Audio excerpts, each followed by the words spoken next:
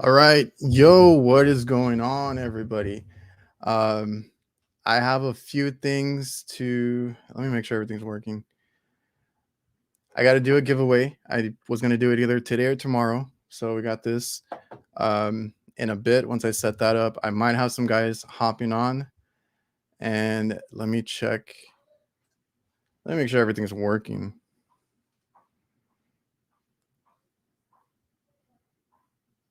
What's up? Let me look at the comments real quick. Oh, we got people in here. Jason, Rebel HVAC, Waldemar, Steve-O. What's up, everybody? Let me just make sure because I'm trying out this Instagram stuff too. Oh, shit. I fucked that up.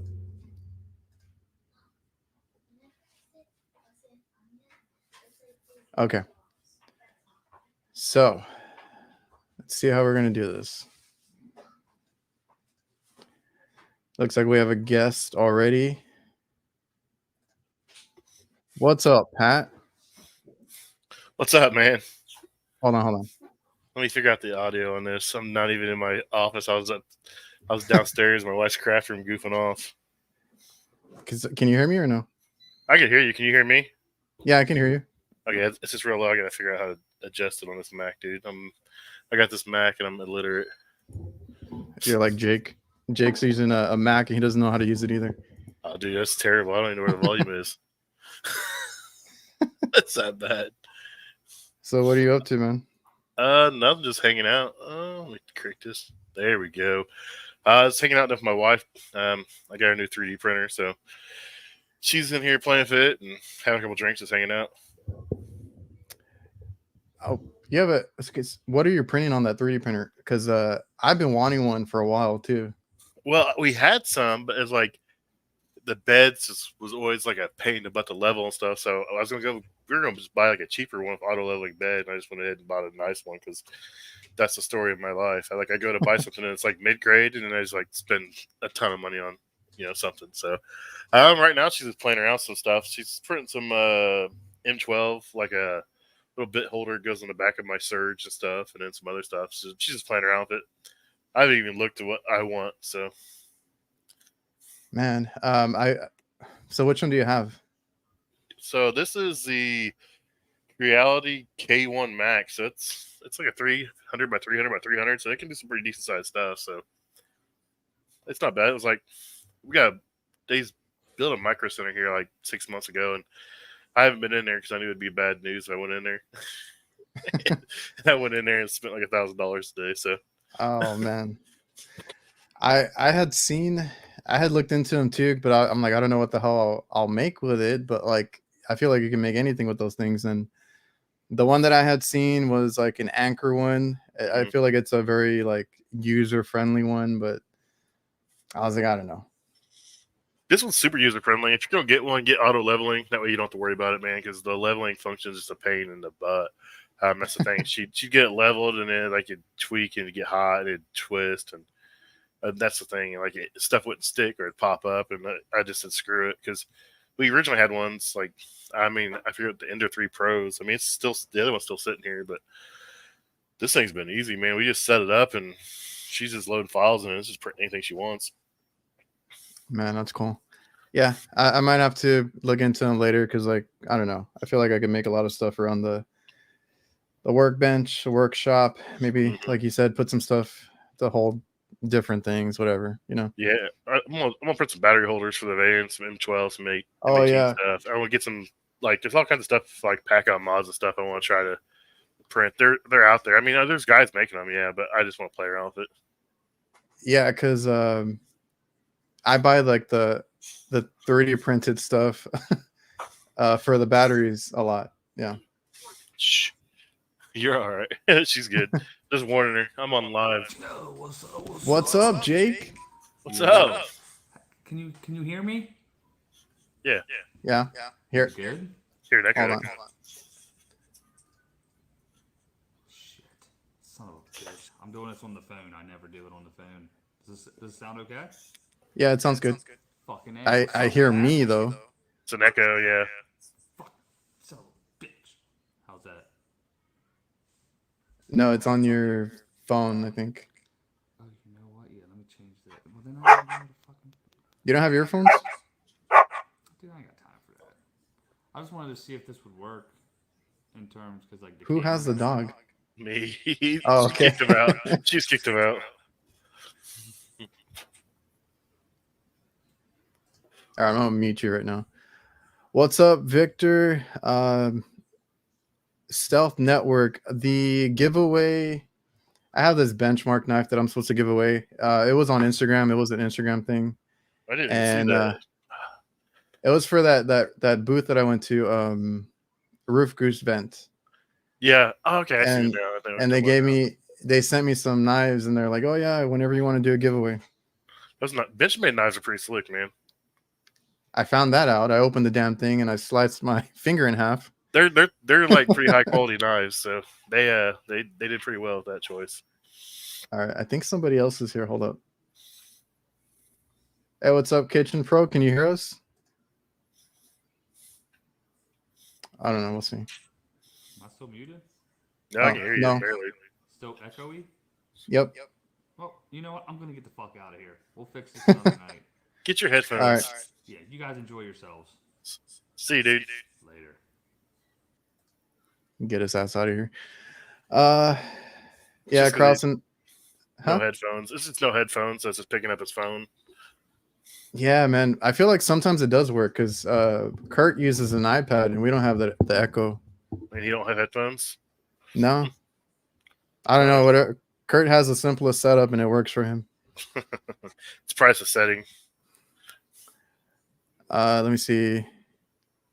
Kraus in the house. Well, Kraus was only in for a minute. Cross is gone. And I was gonna look at the comments real quick because I'm trying out. Oh, he said his AirPods were dead.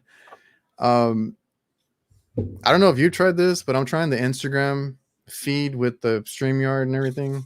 I've tried it a couple times. It worked, but like once you, it's kind of a little weird. I think like once you, I couldn't get to save the video. Like you keep it up, so I'm not sure. Yeah. I had to. You basically have to repost it because Yeah. once you get out, you have to go to your archives and then like put it to post or something. I'm not that smart, dude. Well, it's a pain in the ass because I have it up from earlier. I tried it out earlier for the Vito Yeah.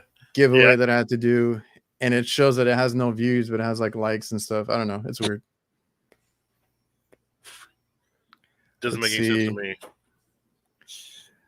304 HVAC. The only thing is I can't show the comments from Instagram. That's what sucks. Yeah, that's the weird thing. It's because it's Like- new. It's like a new feature, but it's just kind of like Yeah, because I had to pull it up on this side. So we got Brian, we got Logan, Snow King of HVAC. If you guys are watching on Instagram, if you come over to YouTube, you can join in on the chat and the show if you want. I don't know how long I'll be up here, but there's people here, so. MacGyver, what's up, man? Pack out mods for sure. That's what it is. I have the Tough Built too. mhm. And it's been pretty good too, but like I have a mix of it. I have a whole tower in my garage of like the Milwaukee stuff that didn't fit in the new van because it had like a weird layout. Mhm. And I managed to get everything in there. Just I have extra pack outs now. Yeah, I'm waiting to get ladder racks, get my new van, and try to figure out what I'm doing it. They won't let me You have it got until I get ladder racks. So you got a new one? Yeah, I've had a new van for like 3 months. It doesn't have ladder racks yet, so they won't let me have it. So like we changed ladder racks. We used to pretty much use the pipe rack, the crappy ones. You know, you drag it off the back and it scratches the top of the van, tears everything up. And dude, you get hurt with that thing, man. I pulled a pec one day dragging that ladder off there, dude. But eventually, we finally talked him into getting ladder racks. But our parent company is real like lawsuit like preventable. You know, like they're just real like conscious and that kind of stuff. So with the new ladder racks, we used to put them on ourselves. They're like, no, it has to go through like a company that's insured in case something happens to that ladder rack, and you know, blah blah blah. So they made everybody wait till the first of the year because it's like such a big expense. So I'm just waiting for my van to get sent back to the van upfitters and ladder racks and puck locks and all that stuff. Yeah, I finally got mine is a Ford Transit, and I finally got the one that you pull it and comes down on the side, whatever it's called. Because I had the old school style forever, and like I used to have those heavy duty the fiberglass and all that, and that shit was heavy. I don't is that where you hurt yourself with those? Yeah. Well, see, and I got the fat guy rated one, so my fiberglass ladder is rated for like 400 pounds, dude, and it weighs like 200 pounds. It's a 28-foot fiberglass, gotcha. dude. It's yellow, dude. It's heavy duty, dude, and it's brutal getting that thing off there. My son tried dragging it off. He's like, "Man, this ladder weighs more than me." I was like, "Yeah, it does." Damn, dude. Because like, yeah, that was a pain in the ass, and I just ended up switching to aluminum because I wasn't using it that much. I rarely do. Rarely. Oh, okay. Because most of ours have the axis, right? Like you can get up there and stuff. But man, whenever I needed it, it was a pain in the ass. Yeah, I've resorted to. It's not a little giant. It's weird. It's a step ladder, but like you can extend it. Like one side extends all the way out, so you can get like 14 feet, and it does most of the stuff I need. But yeah, it's not one of those little giant or whatever that extend and do all that weird stuff, but it works out pretty nice. Yeah, I switched to aluminum. I'm super happy now. It's and then I got, like I said, the new van has the pull down rack and everything, so I'm like loving it. Yeah, I wish we get the high vans where you could stand up in the back, man. They're not going to do it. We just got the normal height vans, and dude, it's brutal crawling around. I did inventory this week, man. I spent like 3 hours in the back of that van, just like sitting on a milk crate or crawling around or hunched over, dude. I'm like, screw this. Yeah, mine's kind of weird. Oh, Jake's in the chat now. Sorry, buddy, you should have been on. Charge your stuff, dude. What was I gonna say? Yeah, I was looking into the high ones too, to be able to stand up in them. But then I ended up getting like a normal height one, and it came with like a raised floor in the back. Mm-hmm. So I think it was like for a security system before. Like I bought it off used over here, and I was like, I don't know what the hell I'm gonna do with this, but like I finally fit everything in, and I just made it to where I can kind of reach everything I need to from the door. Like, yeah, I seen your video when you first started loading it out, and have you put out another one since you're all done yet, or? No, not yet. So you saw the weird layout I had, right? Yeah, like the sideways thing. You're like, what am I gonna do with this? Yeah, I ended up ripping out 2 of the shelvings because I don't like to use the shelvings too much anymore. I try to put all the pack outs in there, and damn, like took a while, but I finally figured it out. I just don't know what they would use it for, because like that raised floor in the back. The only thing I can think of is like putting ladders in there and stuff, because like I tried putting something in there and it slid to the back because like it goes all the way through.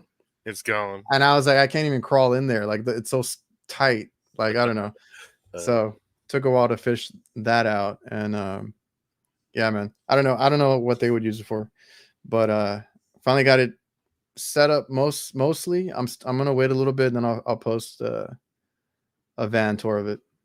Nice. Yeah, I was hoping to have mine done before I did inventory, because I'm like, I'm gonna do inventory, tear all stuff out, put it all back in, and like 3 weeks later, like, okay, you can have your van, and do it all over again. Yeah, man. We got Climaster Latino on Instagram and Capital Coast. What's up? The man from the future. I did my live earlier, and he's like, it's Sunday morning over here. I was like, dude, like, so processing Saturday. I'd cry if it was Sunday morning. I know, right? And then I jinxed myself because Brian was going to a call. I think he was, because he was going to watch the live or join in or something, and then he's like, oh, I got called in. And then I opened my mouth and I said that I'm off. And then I got called in right after that. I'm off unless it's a refrigeration call, and it's going to wait till tomorrow because I'm drinking. So that was the weird part. It was a rich and cooler, and I double checked. I'm like, you want it checked today? You want to spend $180 an hour for me to come out today? Okay. I was like, yeah. You want to pay double today? Okay. Yeah. I was like, I wasn't doing anything, so I'll go. Dude, that's the way my call lasts. I spent 6 hours last Sunday thawing out 3 Intelligent Low Pros in a gas station walk-in cooler. It has like 10 glass doors. and they just leave Yeah. the doors open all the time. I'm like, oh, we don't leave the doors open. And I get there and there's a guy in there working, and the door's wide open. I'm like, I took a picture when I walked in. I was like, this is what I walked into. I'm like, That's what I do now. I take the picture as soon as I walk in because they tell me the same thing, and then I go over there and there's something propped open, like put it like a stool or a bucket or something, and then I'll go and take it out, and then like 5 minutes later I see it propped open again. I'm like, all right, like you guys don't listen. dude, I flooded that whole cooler. This cooler was massive, dude, and I flooded it bad. Like, I just got sick of fighting the water. I was like, I don't care. I just took the hose, Yeah, I hot was gonna water. I was like, say I'm just going. I'm because done with it. yeah, I was gonna say because like obviously I've seen you on the reach-ins to the heat gun, and I have one too. I hardly use it anymore. Oh, you said you didn't have your sprayer, right? Yeah, I didn't have my sprayer on that one. I had my sprayer for this one, but there was a hose spigot right there in hot water, and I was like, it was too thick, dude. It'd been building for a while, so it was intelligent system, low profile, 2 fan evaporators. There's 3 of them in there. There's a 448 system, and they had it set for 2 defrosts a day for like 20 minutes, but the defrost termination temperature was like 40, so it was running for like 5 minutes. So I set the 4, turned defrost termination up to like 50. And like we went back and checked on it Friday, and it was cool. I was like, "See you guys later. Don't leave the doors closed." Yeah, that happens a lot, and yeah, because people have asked me about the defrosting. I'm like, most of the time I'm reaching for the damn hose because like I get annoyed with them too, like that, leaving the door open or calling like at the end of the day, Friday late afternoon. It just went down. I'm like, no, man, that ice has been building for like a week.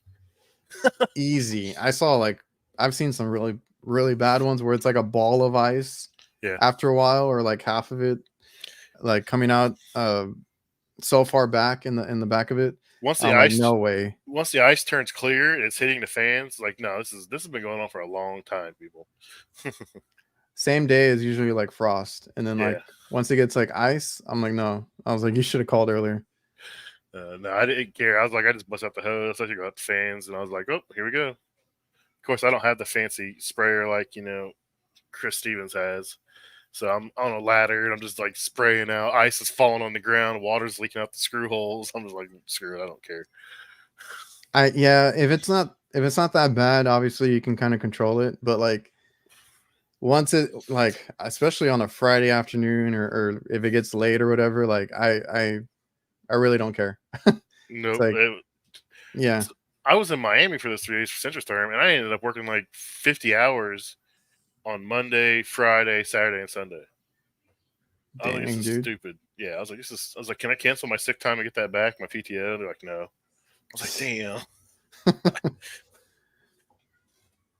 That was a wild trip, man. That was a cool experience. Man, yeah, because I had seen a lot. I should have told Matt to come on or something, because I was talking to Matt earlier, and we're talking about like we're all just talking about like different things, and then I wanted to ask him like, how was that? But you went too. Like, how was that thing, dude? Because like it was insane. That was nuts. It looked nuts. So it's 3 days, and it's a jam-packed schedule. So like you get in, you check at the hotel, they hand you a Citrotherm bathing suit to like get changed. You walk 5 blocks to the beach because you go down a couple blocks and over to the access. You walk through Muscle Beach. There's people out there working out, doing stuff, and you get down to the beach. It's like there's tables full of food, beer, whatever you want to drink. They had one of the guys go get a bunch of cigars. So we were down there smoking cigars, but it was like games. It was cool. So they set up tubes, big pieces of flue pipe. They jammed them in the sand, and you had those like Nerf whistling footballs, and it was a game. Like you had to toss them in the tubes. Okay. That was one of the games we played that day. And then there was the lawn darts. So it wasn't the old school metal ones, it was the the plastic round ones, and you had to toss those into the flue gaskets, and that was another game. Then they had a relay race where you had to run down the water, and you had to get water in a you had to get some water and bring it back and fill up this cup thing. It was just all kinds of stuff. And then we had dinner, and we did a scavenger hunt, and that's when some stuff got kind of crazy. You see me in the little red car. Oh yeah.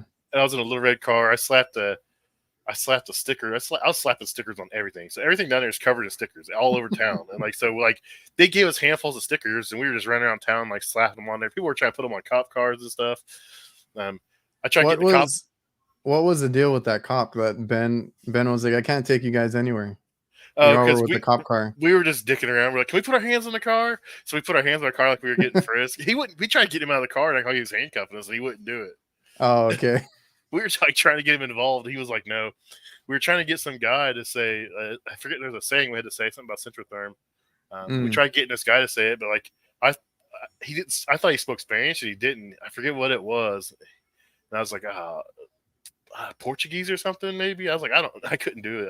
I was like, I was half drunk, and I was like, I couldn't figure out the translator. I was like, I'm sorry, dude. He was just laughing at me. So, worst is aluminum tape. Anyway, Kraus was a little jealous. He's over there in Florida. He said it looked lame, but it looked crazy because I didn't know what it was initially. I think I even asked you like about it beforehand. I didn't have any idea what I was getting into. Yeah, I was honest. like, is this mostly like I don't know, because they said competition, so I thought it was mostly going to be like with like AC units or whatever. No, dude, it's like there was product. hardly anything with their stuff. Oh, okay. So the beach stuff at Scavenger Hunt was Tuesday night, Tuesday afternoon, Tuesday night, and then Wednesday we went to this place called the Temple House. It's like one of those, like it's like a big building, and there's projectors everywhere, and it's like a 360 environment, and there's speakers, loud music. That looks cool. Yeah. Yeah, and then so that's when the game started on it, and the captains were chosen from who did the best day before, and then there was games, and like we played wiffle ball inside this place, and we were using a piece of Centrotherm pipe. Unfortunately, people weren't holding on to it, so they'd swing and that pipe would go flying, dude. I don't know how no one didn't lose some teeth, man. It was nuts. And then we played dodgeball in there, which kind of got kind of crazy. And then we played Family Feud, and that whittled it down to the last team standing. And then the last team standing had a competition within. And then it got down to a couple guys. It got down to like 3 or 4. Then they did another competition. And then it got down to 2 guys, which was Howard Mechanical, I think, and Jay the Plumber. And they had to they ran some of that ductwork they have, that small ductwork's real flexible. They had to run some of that through some walls, prefab walls, and then winner took it all, and then Jay the Plumber won. So nice. Yeah, because I was like, I saw when Ben wiped out, and then like all this other stuff, and I was like, oh, it's like there's a little bit of running and other things in there. Sports. Oh, it got gnarly.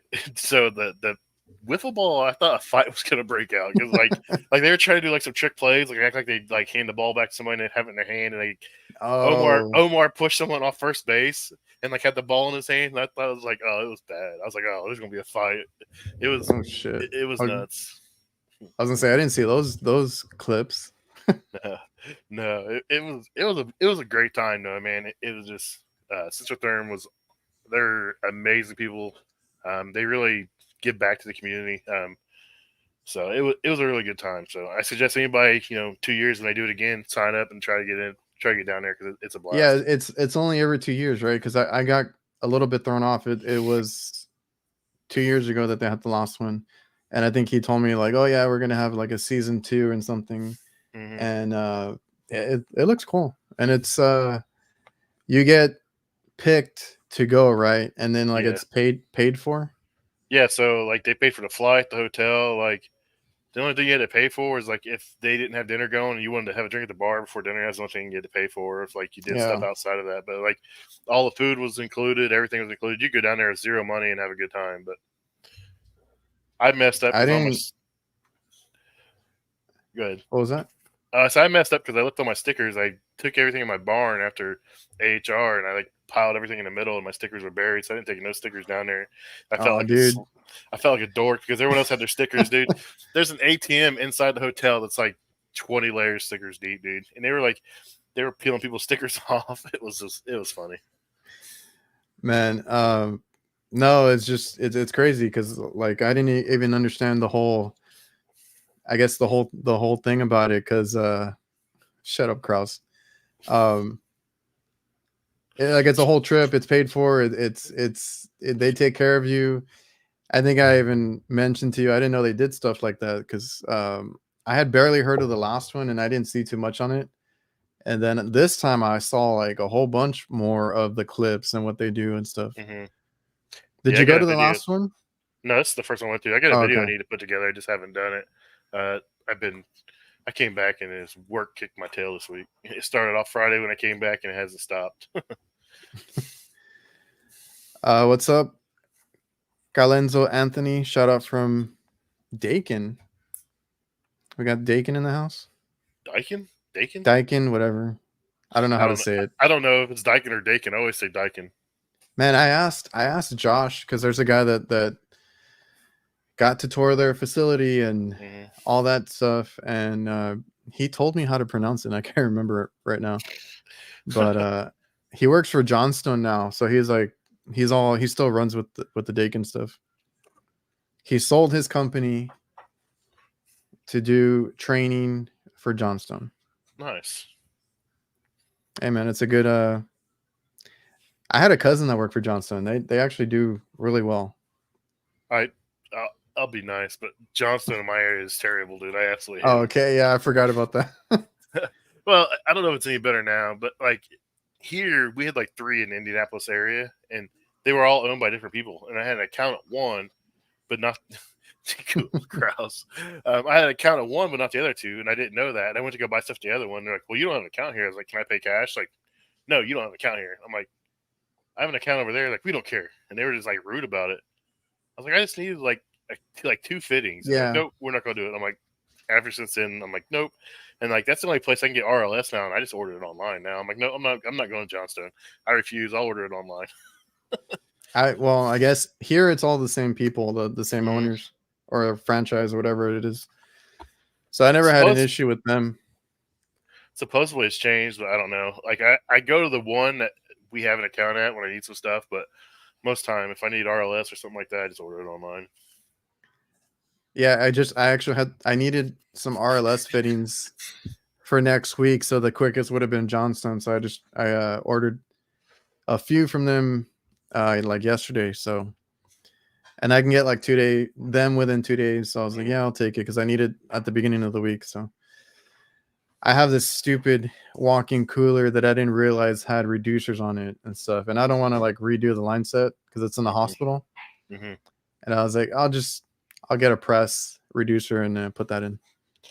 Man, that walk-in I did last Friday, a week ago, the one I've been fighting with, the suction line on the evaporator was like 1 1/8. I was like, holy smokes, man. I don't think I've ever worked on anything like that because the hospital one, I don't know what it is. It might be like 1 inch or a little bit or somewhere around there. Mm-hmm. I don't think it's bigger than 1 inch. So that's the biggest line set that I've had to deal with. Oh, dude, I've dealt with some 1 5/8 stuff in like a big freezer. I was gonna say, and it was on the freezers only because like they have 2 walk-in coolers and 2 freezers. Yep. The freezers have that massive, like it's like a 1 inch pipe or something. So I did a facility. It's called Swan Foods. I don't know if you have that down there, but it's like a frozen food delivery thing. Yeah.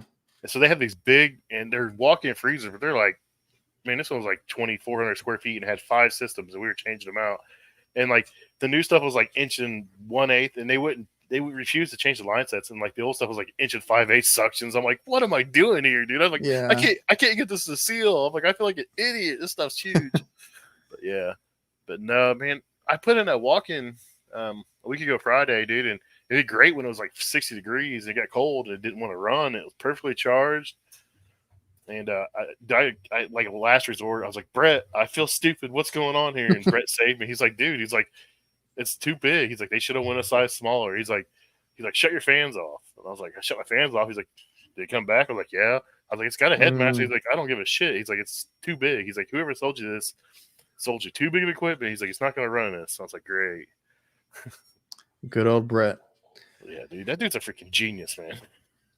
I keep telling him that, and he's like, no. I'm like, yeah, like, well, that was his award, right? The Mentor of the Year. I'm like, see.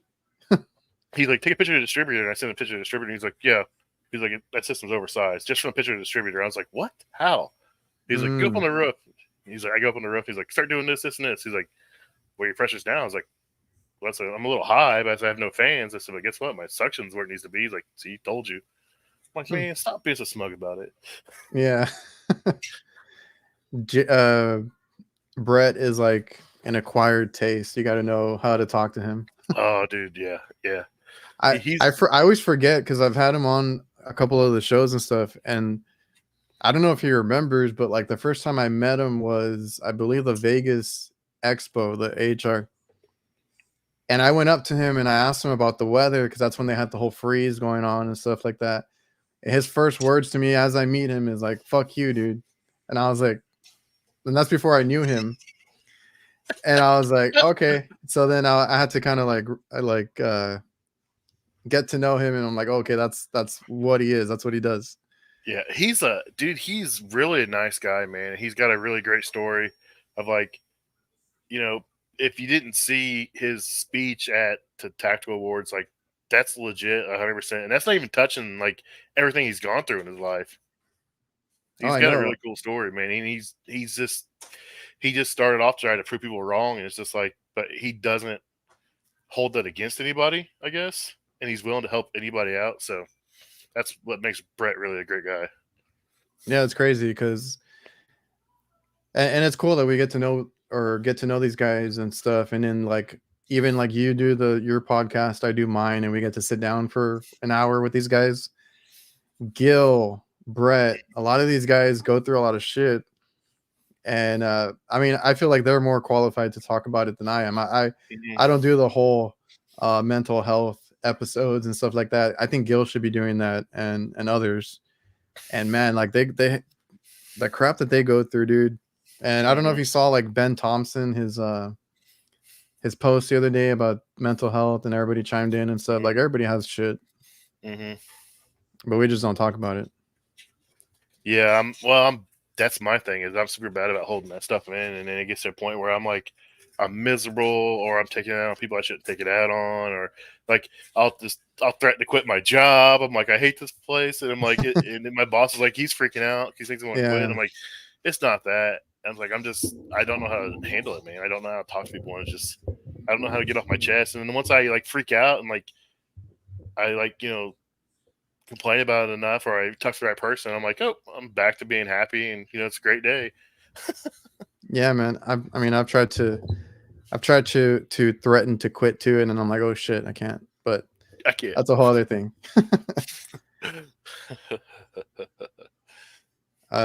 Brian's over on Instagram watching. Johnstone here sucks too. I don't know. I like Johnstone, at least where I'm at. The one I deal with, I like, but the other ones, they just put a sour taste in my mouth. And I ran into like one of the regional guys and told him about it. And he's like, no. He's like, we ain't gonna play that shit. I was like, oh, all right. All right. Let me just look real quick because I got people on Instagram, but I can't pull up the damn comments over here. Somebody was from Brazil right now, but everybody just checking in. HVAC King 21. Can I get a shout out? There you go. Who you got on your podcast coming up? This week we have Miss Mini Split. She's coming on. Nice. So she's gonna be on Wednesday. Have you talked to her before? I follow her on social media.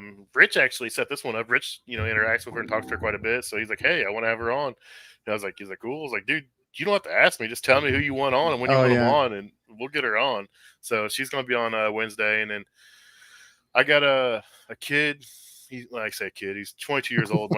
My kids are 22, so I can say that, I guess. I call them kids too. Yeah. I got a guy coming on the following week. He's 22. He actually lives in Southern Indiana. He's been doing this stuff since he was 17. So I think we're going to feature him as another young gun in the trade. This week we had Ryan from Trades Over College on, of course. You've seen that because I got in there. Yeah, well, Rich started the Instagram Live telling everybody to leave your show to come. Okay, yeah, I had to go back and look for that because I didn't see it. I forgot what I was doing. You were in the show. And then I got onto. Yeah, and then I got onto your show right after, and I hadn't seen it, and I was like, "What the hell is he talking about?" Because I heard him. Yeah, and then I go there, and I'm like, "Screw you, Rich." Yeah, he's like, "Watch this! I'm gonna go start a Instagram Live, tell everybody to leave, and come to ours." And Jason's like, "No, don't do that! Don't do that!" And I was like, "Too late, Jason. He already did it." Rich is like a loose cannon. But what was I gonna say? Oh, but the whole thing with the Miss Mini Split, she's the one that makes that like I don't know what you call it, like that satire stuff, that dry humor and all Mm, that. You've seen her yeah, stuff, right? yeah. I think that's her. Yeah. Yeah, I think it is her. I don't know. We'll Because I see how never it goes. know, I never know if she's like joking or not. But like, I'm interested to see how it goes and We actually see her talk about herself. I guess. we had Jason. We called Jason the HR department on the Yeah, I show saw because that. he's like, Pat, you really shouldn't say that because I was like, what's her her government name? And he's like, I was like, because I don't know her real name. And Jason's like, well, we'll call her whatever she wants to be called. So maybe she doesn't want people knowing her real name. I Mm. was like, oh no, here we go, Jason. Jason's beating me up over it. Jason keeps you all in check. Oh yeah, he's HR department. Well, today we had a little. Rich was wanting to cause some trouble today, and Jason's like, "Well, HR department's closed, so they'll deal with it on Monday." I was like, "Go ahead, Rich. Let's go have some fun." Yeah, man. Well, that's cool. I can't wait to watch that one because she was she was up for an award. No, I think she Mm, was her and I, HVA install ins- her, and install her. Okay, yeah, cool. so who you got this week? This week is Tim Stasio. Destasio. I don't know how to say his name. I think it's Destasio. I need to Is go it? back and look at how he said it so Is I it? can make sure I don't mess it up.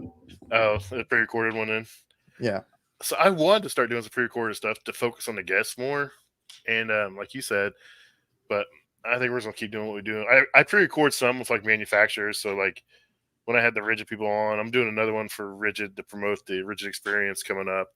It's gonna be pre-recorded, and then I let them see it after I edit it to make sure it's cool first before I put it out there, just as like a courtesy for them. So, but that's really the Yeah. only ones I don't do live.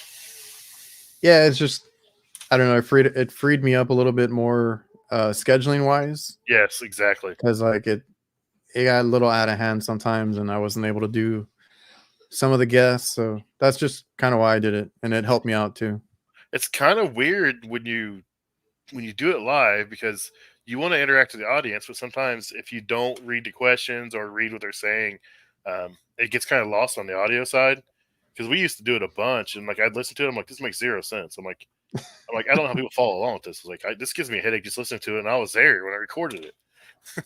So Yeah, like when we do nights, I have to remember I have to be, or even with mine, if something I'm doing on screen, if I'm showing something, like we do it more on nights because I pull up like pictures and stuff. mhm. I have to remember to be at least descriptive or kind of walk everybody through it because like if you're just listening to it, it makes no sense. So I don't know. I'm still figuring out this whole podcast thing.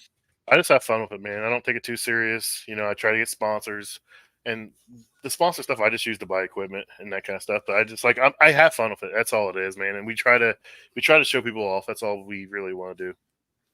Yeah, man. It's same here. It's I do the HVAC nights one, and it's kind of like what you're doing with the guys too. Get them on and have better interactions and all that. So I have fun with that one, and then mine, I went to recorded so that I could just like focus because I have a hard time focusing. And I think we all do. If you're good in this job, this industry, you have a hard time focusing. yeah, and I always tell everybody like, well, it's just for you to come on and kind of talk. I don't really want to do all the talking. Yeah, I get that. It's a blast though. It's fun. Yeah. What's up, Mechanical Environments? Megan or Matt? Yeah, I was gonna say Matt or Megan. Both. Yeah, those guys are awesome. Yeah, they treated me and my wife very well at AHR. We hung out Saturday before. Megan and Kelly. Oh, She there's just called me Megan. out. She said, "What am I doing in Kelly's space?" Well, I was hanging out with Kelly, and then I seen Adrian go live, so I jumped on. So now Kelly's over there playing for Printer. So, but yeah, Cross is over here trying to get attention. So Kelly and Megan, they went and had their hair done and makeup done and stuff before the Tactical Wars, and it was a good time. So I really love Matt and Megan. They're good people. Yeah, I got to run into them, and I think right before I left, the Tuesday of the expo, and it's always good to talk to them because I saw them on your show, and then they wanted to come on mine, and I'm like, oh yeah, and they're really good at what they do too, because the Mhm. whole like how I don't know, they're very organized and all that, Mhm. and I'm not, so I'm trying to strive to be like that. So we had them on for the episode talking about like service notes and stuff like that. Yeah, And that's right, that's what it was. I'd Yeah, love to have them back on just to talk about like their side of the industry because it's so cool, like their little niche, their market, and what they do, and it's pretty cool. Kraus, your headphones would have been charged by now, dude. Just saying. yeah, should have been on. I still got quite a bit of people in here. What do y'all want to talk about? Y'all got questions? They're waiting to If see you, They're waiting to see who wins. oh shit, Just keep. I shouldn't have I said get distracted. that. Okay, I have. Let me just get it out of the way. Benchmark knife. Obviously, it was on Instagram. So if you guys are watching on Instagram, I still got people watching on Instagram. Did you clean your blood off of it? I got a separate Okay. knife for the person.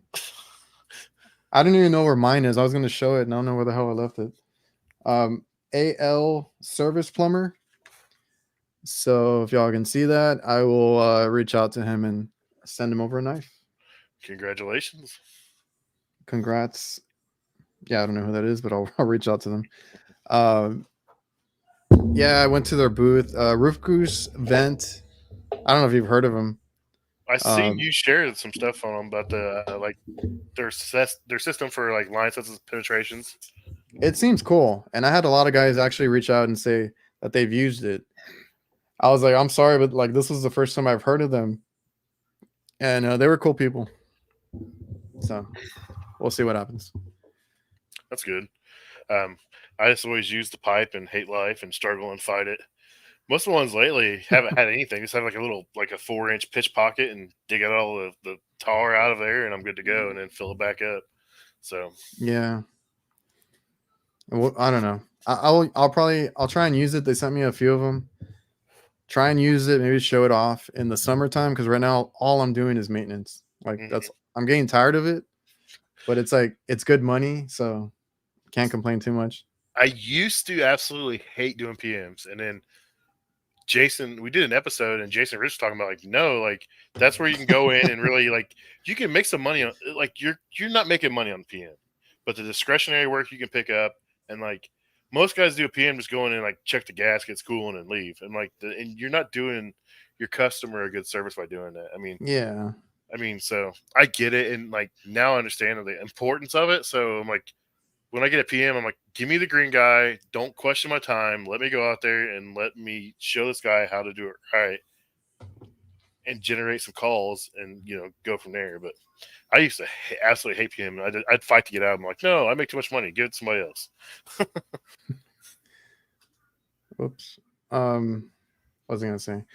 Yeah, but the ones that want us to do maintenance, we do a lot of their work anyway. And it's like, so, we're there most of the time, especially the hospital, and they want to do quarterly ice machine PMs. Like full teardowns? Yeah, they gave me a whole checklist. Yeah, at least they're fallets because the fallet ones are simpler. They're sweet. They're easy to do, especially if they're like a remote, like a tube where it just pushes it out because you can just pull it off. You can clean it, put the little foam plug in there and push it through and clean the line. And they're a lot easier to do if they're set up that way. Yeah, so like those have been pretty simple. The thing is, they gave me like 22 at a time to do. And then I finally finished them because like they have a few on every floor. And then they're like, oh, did you do these? And they have like other, like those emergency room locations throughout the city. The little self-contained ones with like the water dispenser in them and stuff. Yeah, well, those are the ones that I'm doing. But like at the hospital, like they had 22. Nice. Now throughout the cities, they had those urgent cares and stuff, whatever you call them, ER care. They're like, have you done those? I'm like, I wasn't given this list, so they added like 4 or 5 more, and I was like, all right, like, kind of got tired of it, but Those kind of so I had a bunch when we had a big hospital PM and they had a bunch of satellite locations and they didn't have like they had the tabletop machines that had the ice and water dispenser in them and then, like it recirculates the water so the ice would melt and go back into the tank and I absolutely hated doing those because it was like a little tabletop thing and me and small stuff doesn't get along. I Give me always the tell big stuff. people that the smaller it is, the harder Oh, that's or absolutely. the worse it is, right?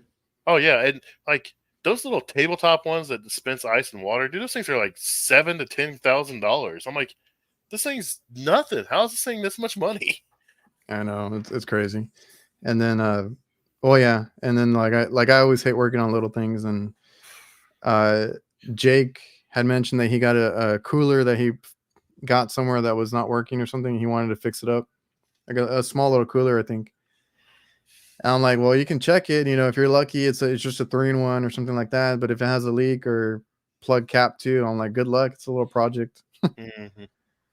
Yeah, I used to take equipment, used equipment, and like fix it up and try to flip it. The only time I do it now is if it's like a fairly nice piece. Most of the time, it just like gets back to the shop, gets scrapped. I'm not dealing with it. No, they're not worth it. Tyler says that he has like 80 fallets to do at a That's a hospital. that's a full time job for one guy, man. I was gonna say that's all you're gonna be doing like most of the year. Especially if they haven't been taken care of and like you're coming into it. If they've been taken care of, it's not bad. But if they've been ignored and like abused, it's I mean you got weeks worth of work just there, getting them back into good shape. Oh, P.S. The plumber on Instagram said it should only take 6 hours. It's not bad. Chris, I ain't. What'd you say? Chris, Oh yeah. yeah. He was You're, supposed to be in Miami and he was sick, so he didn't come. oh really? Yeah.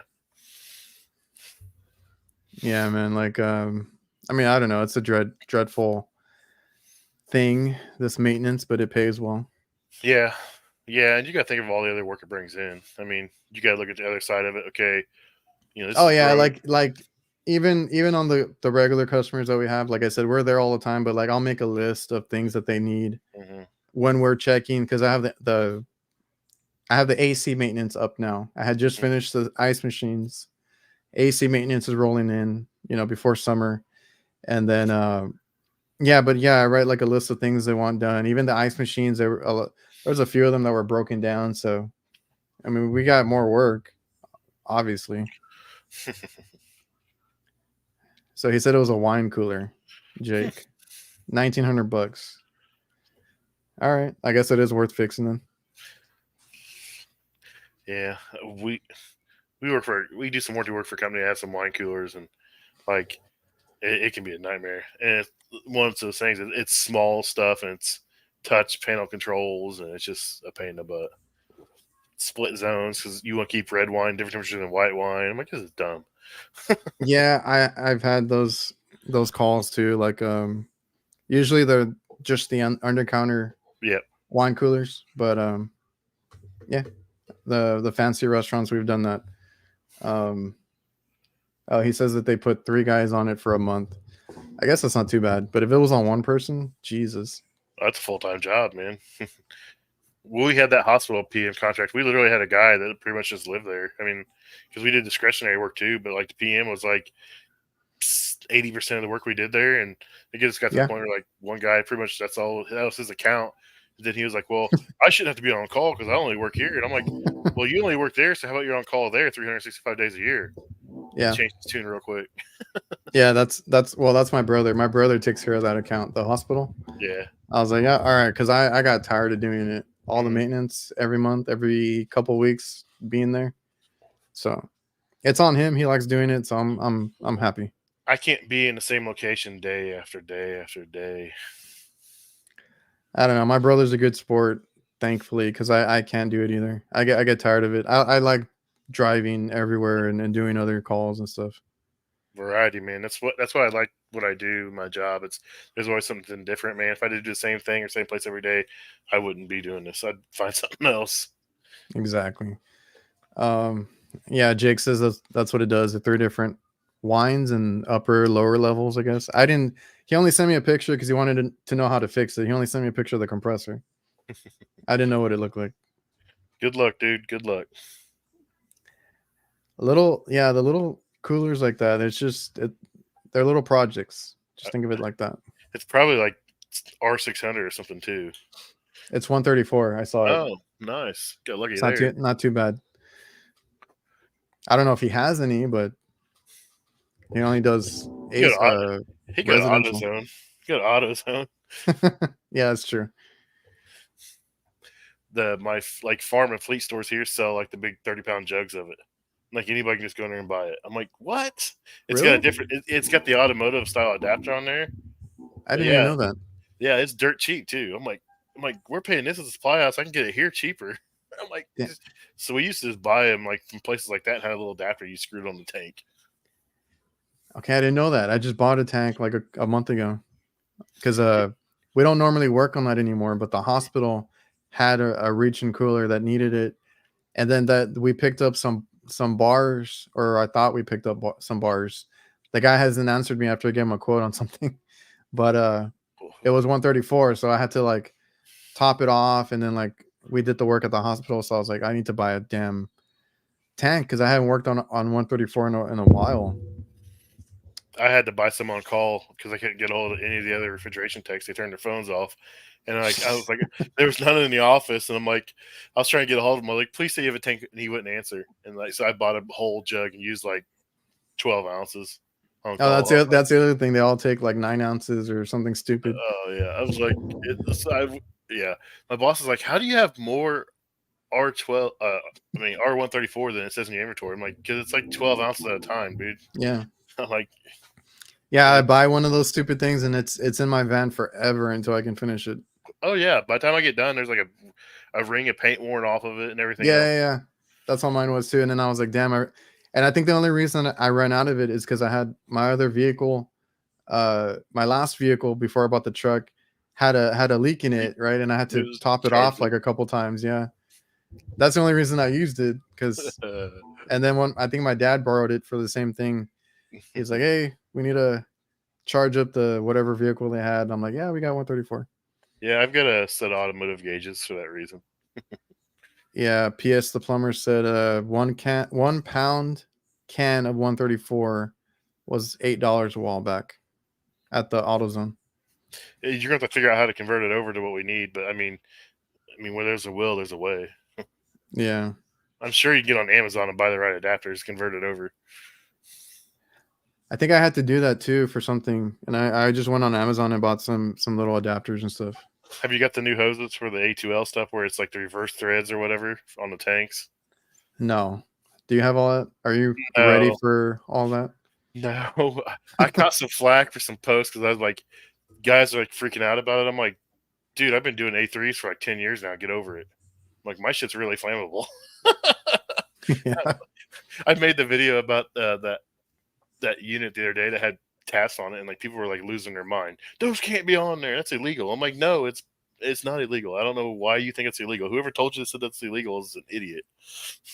Oh, I saw because there was some R290s popping up at the place that we work at, and I didn't get to do the call because they whoever sold it to them took care of it, but I saw that they left the taps in and stuff after the repair because I think I could tell the evaporator was leaking. Mm-hmm. And like I said, it was brand new. They did it, and I was like, I don't think you're supposed to, or they probably don't want you to leave the taps on there, but like people are gonna leave it on there. Everyone's like, oh, the propane eats the rubber. I'm like, well, if the propane mixes with air, it'll eat the rubber, and it shouldn't meet the air, so it shouldn't be a problem. And then there's a lot of manufacturers, Silver King, Prince Castle. There's a lot of guys that put them on there, and they just like heat shrink them on there. And I tell everybody, like when I teach, I'm like, it's not about leaking. It's about people putting hoses on a system that holds 3 ounces and then saying it had a leak when it never had a leak in the first place. Oh yeah. So I mean, it's I don't mind working on it, man. It saves a lot of time, dude. If I can just cut it and purge it with nitrogen and cut out my dryer, my compressor, I'm okay. Yeah, man, we're seeing a lot of R290 now, and I have yet to work on one. I've been waiting for it, but like usually, I don't know, for some reason the evaporators leak like right away, and then they get it taken care of or whatever. But So far, that seems to be the issue that I've seen with them. So on the Delafield units, they leak at the exit of the TXV. Okay. So that's got those little Danfoss, like stainless steel looking shiny TXVs. And if Yeah. you get a Delafield, most of the time they leak at the exit of that TXV. And then condensate loops. I mean, that's always a leak point for everything is those condensate loops. And it seems like the copper they're using on the R290 stuff is just super thin, and it is leak there or the exits of TXVs. So that's my two places that's the first place I go is like condensate loop. I throw water in there, and I'm like, I charge it back up. I'm just like looking for bubbles. I'm like, okay. Yeah, man. But that's always been a thing, though. The condensate loops. I've like I said, I haven't worked on smaller equipment in a while, but that was like something that I replaced quite often. Yeah, and even on the R290 stuff, like, oh, let's make one. I'm like, well, how long is it? And they can't tell you. I'm like, this is like a critical charge. I need to know how much tubing to use. Like, oh, just make it match. I'm like, I can't make that tight of a bend and make it a complete circle and make it look like that. And I can't do it. What's up, Jarrett? The way I used to do them, because I ended up doing the repairs on the spot. I would just make my own sometimes and like just make it like a snake style or whatever. Because I was never gonna make one of those loops like they had, like the original. Oh, that drives me nuts. So, I'm like, how do you guys do that? I mean, they have a machine that does it. I mean, yeah. But how do they expect us to do it in the field? I'm like, no, that's just crap. Yeah. So like I've ended up just doing them on my own and kind of guesstimating, and I've gotten away with it. Yeah, you get pretty close.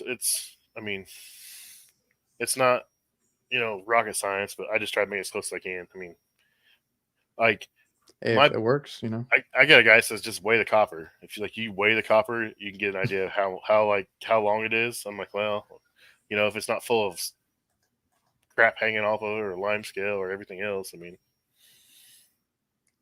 Yeah, man. But yeah, like I said, I haven't worked on too much of the small stuff anymore. And I had that whole rant in my last video about like, because we finally had a bar that called us and then like ghosted me on the repair.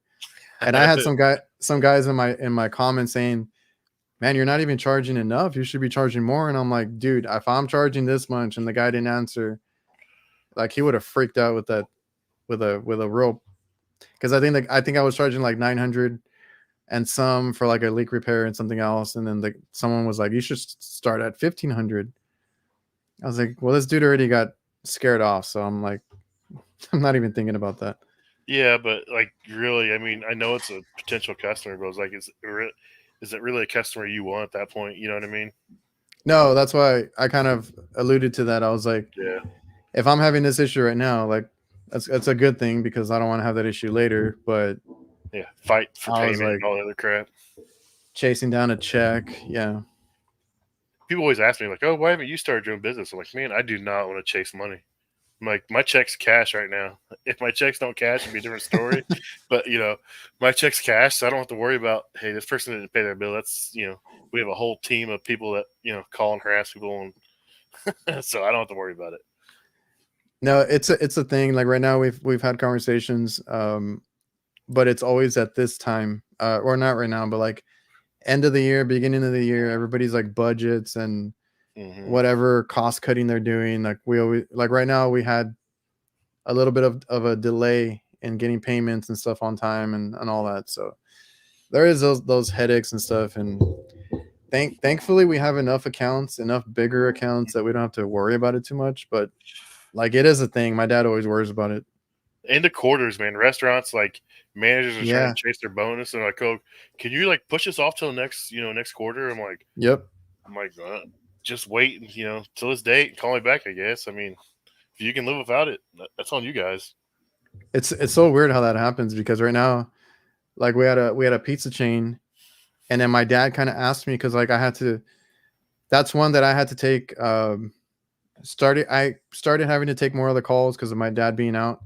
And he was like, have they called you? And like he was a little worried about it.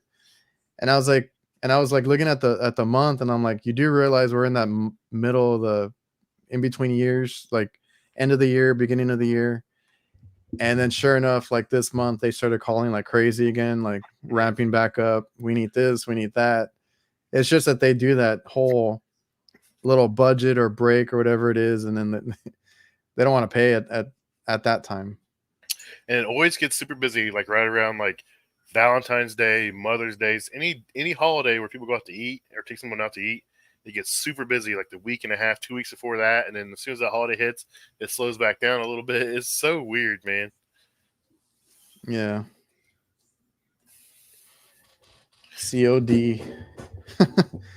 I do that stuff for the smaller places, the ones that I'm worried about paying. They'll pay us on site and stuff. I had a Chinese restaurant pay me $972 in $1 bills. Really? Yep. Yes, dude. He sat there and counted out. Dude, it was COD. It was like when I first started. I was like, I called my boss like, this guy just paid me $972 in $1 bills. He was like, go get a money order or cashier's check. I was like, okay. Damn, dude. I can't even. I was like, I should have went to the gentleman's club. It would have gotten you pretty far with that. It was. I was so glad. Like here, we don't do COD. Like we have COD customers, but we pre-charge a credit card for a certain amount to diagnose it, and then once we figure out what it is, if we can fix it under that amount, it's all right. If not, we have to write a quote, and then they get hit for the remainder on another charge. And then if we screw up or we come under, we have to do a credit rebill. It's just a nightmare. Anybody that owns a business, I applaud it, man. It's not for me. Not right now, anyways. Yeah, I think I had those questions in one of my chats recently about how do we deal with getting paid and commercial accounts and all that. And somebody had brought that up, that they do like the whole deposit thing, but it goes towards the repairs and stuff like that.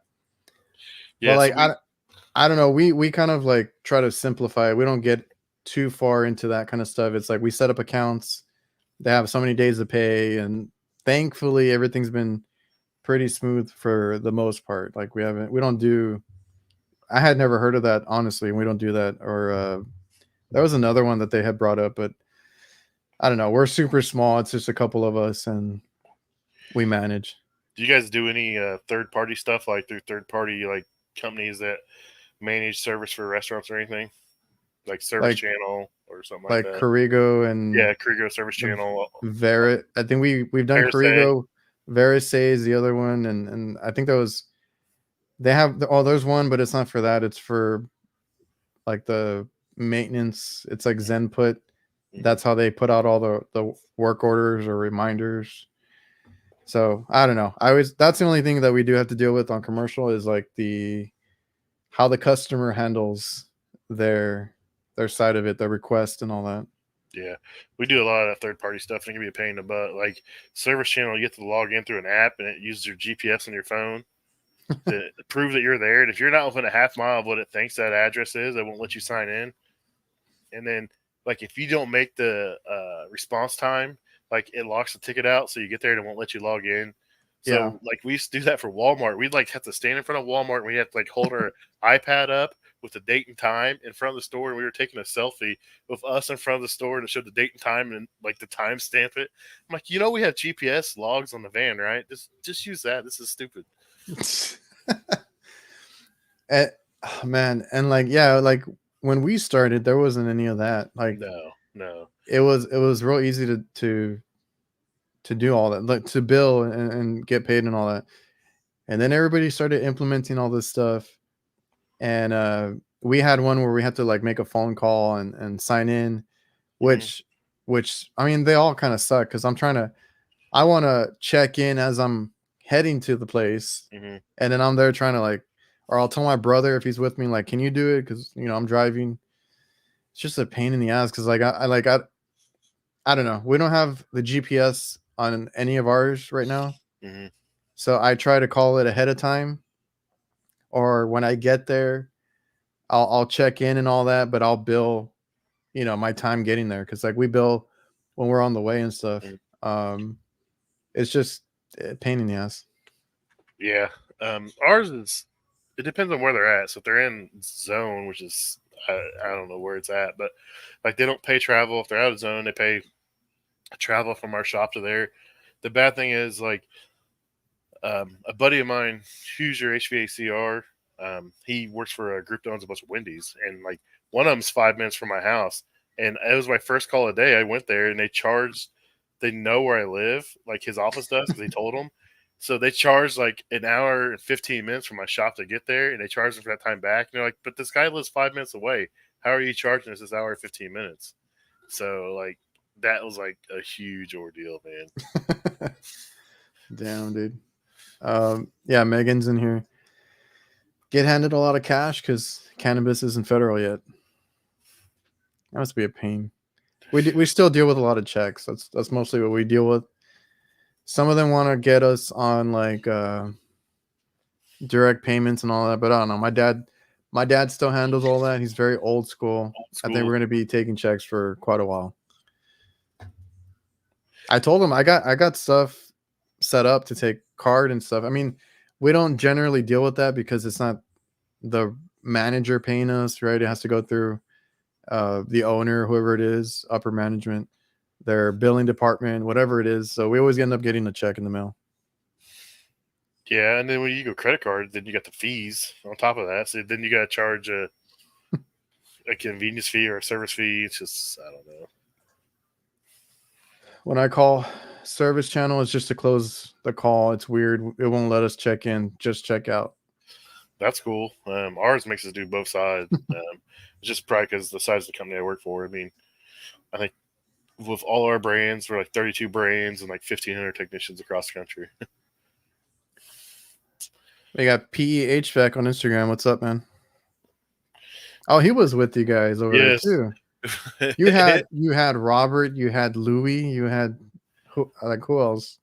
Louis had the truck there, dude. I saw Louis just dancing and singing the whole time. Him. So, dude, there's 3 guys and they're super high energy, and I don't know how they sleep. And that's Robert from PE HVAC, Louis, and then Hybrid Master Latino. Like them 3 guys, dude. I'm like, you guys gotta slow down, man. I'm like, I don't know how you guys do this.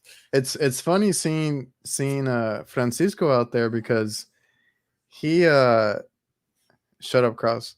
He said he was shy.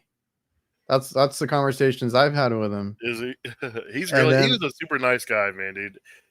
Yeah, and then I see him posting, and then he's like super high energy, and and I kind of saw that when I saw him at Chicago and stuff, that he was very excited to be there and like all like just good vibes and all that. But like it's just funny to me because I've talked to him beforehand, and he's like, no, I'm very shy. He didn't know if to start posting content and all this, and then look at him now, like. But there's a lot of guys like that, man. Like this wasn't me. Like what I do was not me whatsoever. It's a lot to do this stuff, and it doesn't come natural. I mean, I enjoy doing it, but it's not something I envision myself doing. No, like somebody called me weird the other day on HVAC nights. I'm like, I'm not like Jake. I'm not like Curtis. I'm my own energy. It's down here, you know. But yeah, man, I'm the same way, and I even tell people like, if you go back to my early videos, like I don't even like to watch them, and I feel like I sound very different, and I didn't know what to do, and I just wasn't. I don't even know why I started a podcast, to be honest, but like, you know, we're doing it now, and it's all in fun. I always crack up when Roberto's on there, and like you see his video and you see him take a big breath. I'm like, turn the volume down because he'll just come in like full force, dude. And I'm like, dude, how do you talk so fast and so loud? And you just see him like he's on that camera, and you see him take a big deep breath. I'm like, oh, here it comes. I love the guy to death, man. He's one of the nicest guys I've ever dealt with. But boy, he takes that big deep breath and is like, okay, here we go. Hold on. Yeah, man. Those guys, they're something else. But no, Louis had his truck down there with the screens, dude. And they were out there dancing in front of the hotel. They were driving around town. They had people in the back of the truck, and they were driving around at night, like just the radio blaring. Someone said that the cops tried to shut him down a couple times. The first night I seen him, the cops come up like, "You gotta stop," but I'm not sure, dude. It was. I'm not a night owl. I'm not a party guy. Like I'll go to dinner and have a couple drinks. I'm like, okay. I don't want to feel like crap the next day, so I go back and chill. But those guys are up late. Not Yeah, me, man. All right, man. I don't want to keep you on here too long. If you got to go, that's fine. I'm probably going to close it out. Oh, you're good. I just If want to any- jump on.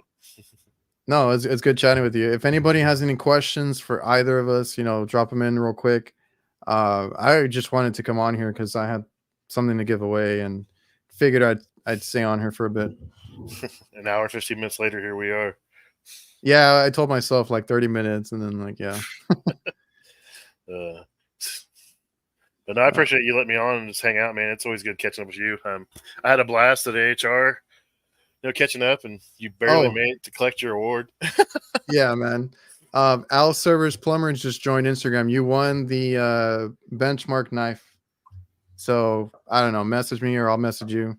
I just saw his name pop up real quick. Yeah, I was super nervous. Like I was like, I seen your name, and I was like, I haven't even seen this dude. I'm like, is he here? That's why. Like, if you watch the video, I'm like looking around. I'm like, I went back to look at it. Yeah. I'm like, I haven't seen him. I was like. But I'm glad you made it, man. I'm glad you won, dude. That was well deserved. You do a great job highlighting the industry and showing off what you do, and being a positive role model for these guys out here and being a positive influence for everybody. So definitely well deserved. I appreciate that, man. I know Ben was sweating too because he texted me right before you called my name. Yeah, like, are you here? Are you here, bro? Like, of course. Oh, Matt's over here on Instagram. Hey, Matt, what's up? Brian, who farted? Yeah, he says what's up to you, Pat. We're live on YouTube actually. If you go over there, you can see the chat. Maybe hop on for a minute if you feel like it.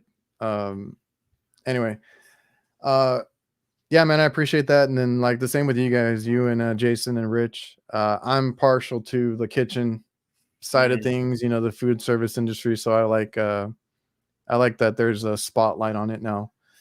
And it's doing pretty well for you guys too.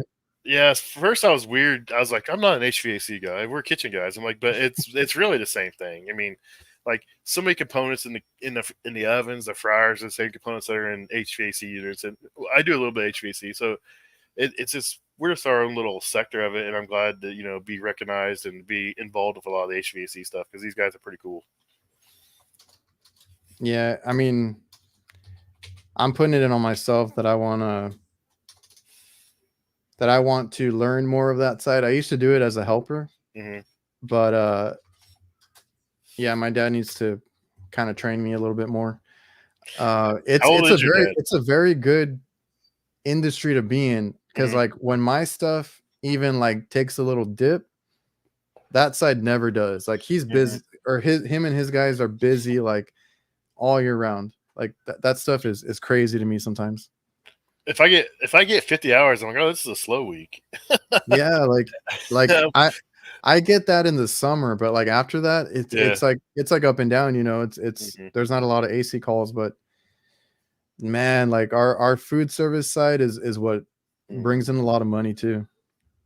Yeah, these restaurants. I mean, the chains make a lot of money, and that's where you can make a lot of money. Like I always tell everybody, like, man, like I'll go to a restaurant and it's like a one-off or mom and pop diner or something, and the owner's in there working. I'm like, the owner's not in there working to make money. They're in there to make sure that the business stays running. I'm like, they're not making money, cooking food or seating people. I mean, it's a weird dynamic, but if you can get in with some chains that pay, you're pretty good. I guess I can't get off now. What's up, Brian? Hey, what's up? Can you hear me okay? You sound good, man. How was work? You got called in, and I got jinxed myself, and then I got called in. I know, man. I seen the post. I seen your tag on Instagram. And I was like, I knew that was gonna happen. I haven't worked a weekend in a while, though. Honestly. Well, I only have to work mine. It's like once every 5 weeks or something like that. It's not bad. It's not bad. Technically, I'm on call all the time because there's only 4 of us right now. So I usually volunteer. That's the way I am because I'm the only person that does everything that I do. So anytime someone else is on call, like we won't have a refrigeration guy, or we won't have a guy that can work on combis, or there's so many things we work on that, my son, like he only does hot side right now. So when he's on call, he's not training on a lot of these combi lines, and I have to go run that or also do refrigeration. So I can totally relate, Adrian. Yeah. Well, like we have, like I said, 4 guys. Mostly, I don't do every. I'm not supposed to do every weekend. I might do like every other weekend, but it is what it is. I mean, like today we had several guys out to where I did have to go in no matter what. So I went and took care of a couple of refrigeration calls, but nothing too bad. So Yeah, how do you do? Good. Sorry. I was just gonna say the good thing about today's call was at a mall, so I didn't have to break the ladder out. It had nice roof access. Yeah, but malls you gotta go find security, and then like they gotta let you Yeah. in. That's even worse. It seems like. And they take your license, and then you go to pull out. It didn't happen today, but it happened last time I was there. I went to pull out, got back on the main road, and I'm like, oh man, I had to go back. Yeah. Yeah, man. It sucks. I had one of those too, and it's like sometimes I had to call the security several times. Like, are y'all coming over here, or gonna let me up on the roof? And it sucks. Yeah, I had to. He asked me, he's like, "Do you have a work order?" And I said, "Well, yeah, I wouldn't be here if I didn't have a work order." I mean, so I had to email him that, and then he had to email his boss, and I'm like, "Dude, it's like 3:30. It's gonna get dark here soon, and I really don't want to be up here when it's dark because it's winter and it's cold." But yeah, we got it taken care of. So how do you do your ice machines? So like if we get an ice machine on call here, we try to like not do it because even if you do fix it, they're still not gonna have ice for like a day. You know what I mean? Yeah, I don't think we get those as emergency calls either. It's like, we'll get to it during the week, but I don't know, man. They get us on those, like they want it done as soon as possible, yada yada yada. But they mostly worry about their drive-through ice machines. Like those are the ones, and they're kind of small, so Yeah. they'll fill up kind of quick. But I don't know, man. They're in a terrible spot to work on though. Yeah, you probably know what I'm talking about, right? Because Oh yeah, on top of the soda machines. They're up on the soda machine. They're up to the ceiling. I had one that I needed to replace the harvest valve. The one that was facing out that I could reach was fine. It was the other side in the back. So we had to take off the tiles and get up there and shift the unit over. It was a whole thing. Yeah, luckily I don't. My ice machine calls are few and far between. I mean, I don't mind ice machines, but we don't do a whole lot of ice machine work. And most of our emergency calls on the weekend, they're going to be HVAC. We got one particular customer. It doesn't matter what it is. It could be reach-ins or HVAC. It's an emergency. Like the last time I was on call, I got a call. I live in West Virginia, and you got Bristol, Virginia, and Bristol, Tennessee, which is like 4.5 hours away from me. I get a call, emergency call, reach in freezer, not holding temp. I'm like, man, I'm not driving 4 hours for nothing. So I called the customer, and she's a really nice lady, and she's like, "Oh, honey, this machine's that reach-in's been down off and on for the last 10 months." And I said, "So you've already lost your product?" And she said, "Well, we haven't been stocking it for the last 6 months." So I was like, "Okay." So I called the service manager, and I'm like, "I ain't running down there." I said, "They've already lost the product. In fact, they don't even stock it because they've had so many problems with it." And he's like, "Oh, okay." So, it's like, really? I mean, we got a doctor in the house. What's going on, guys? What's up, Brian? What's up, Pat? What up, Doc? Adrian, thanks for bringing me on, brother. Yeah, everybody decides to come in after I've been on for an hour. Now we're gonna go Um, 3 more hours after that. That's what I told Pat. I was like, I can't get off yet, actually. But yeah, like the cooler I had today that I got called in for, I was like, are you sure you want me to come in today? Like, it's overtime. It's this and that. Then I get there and it's already emptied out. I was like, this could have waited. There's no product in here. I get a lot of hot side calls and like they're like, "Oh, our fryers aren't working." I'm like, "Did you guys clean last night?" They're like, "Yeah." I'm like, "Check the gas hose." I'm like, "Pull on that gas hose. If it pops off, just push it back on, see if it works." I mean, I try to talk my way out of a lot of calls. I mean, it works sometimes. My boss is like, "Oh, you should have went out there." I'm like, "No, dude. They'll call us again because I talked them how to fix their fryer on a Saturday night versus driving out there and plugging the gas line in and leaving and charging them $500-$600." Yeah, because some people tell me like, oh, that's a call, that's money, this and that. I'm like, I'd rather not have to go on a Saturday night or something like that, right? Like, if it can either wait or I can tell them quickly how to check something or get it turned on and turned back on. I have a lot of stupid calls sometimes, and that's what drives me nuts too. Is the stupid calls that I go out to where the breaker was turned off or something like that.